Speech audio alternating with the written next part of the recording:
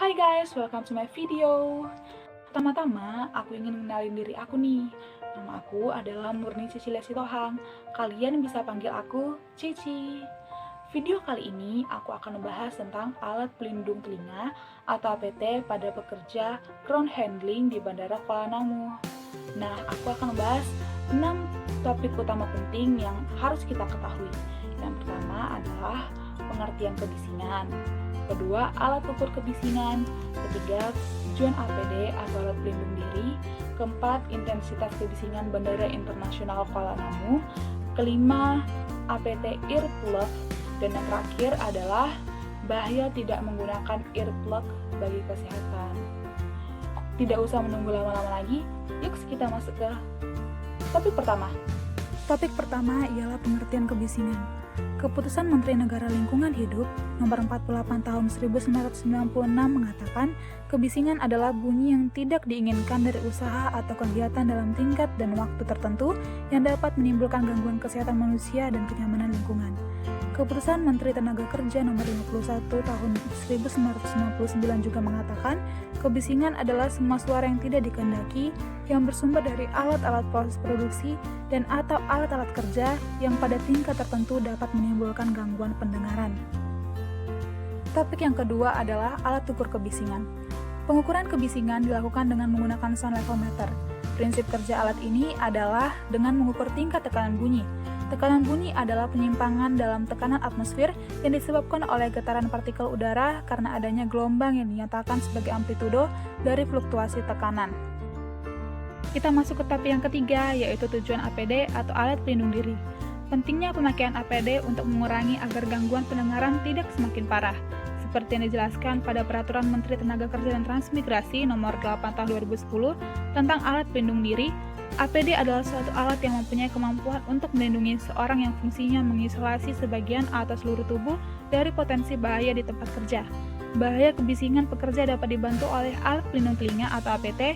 Jenis APT terdiri dari sumbat telinga, earplug, dan penutup telinga, earmuff.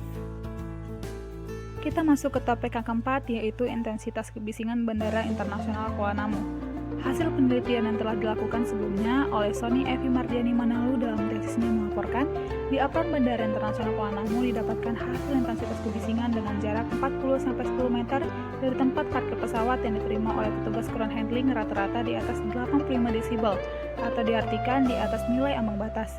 Dari hasil penelitian ini menunjukkan bahwa semakin dekat petugas ground handling bergerak ke tempat pesawat parkir untuk beraktivitas, semakin tinggi intensitas kebisingan yang diterima.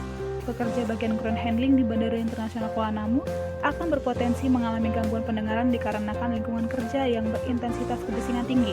Sumber kebisingan di apron bandara berasal dari mesin pesawat serta mesin-mesin pembantu yang berada di sekitar pesawat, seperti ground power unit, air conditioning, truck, air scatter, dan lain-lain.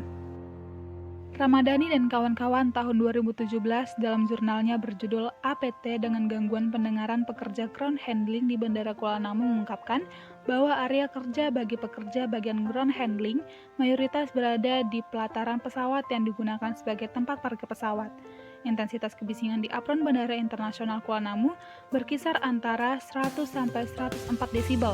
Tingkat kebisingan di area ini melebihi nilai ambang batas yang telah ditetapkan oleh Kementerian Tenaga Kerja dan Transmigrasi Republik Indonesia.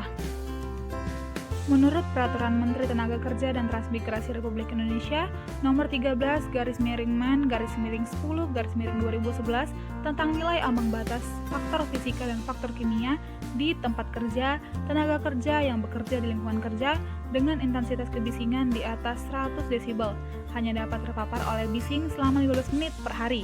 Sedangkan pekerja ground handling di Bandara Internasional Kuala Namu bekerja dalam waktu 8 jam per hari dan terpapar kebisingan selama kurang lebih 5 jam per hari.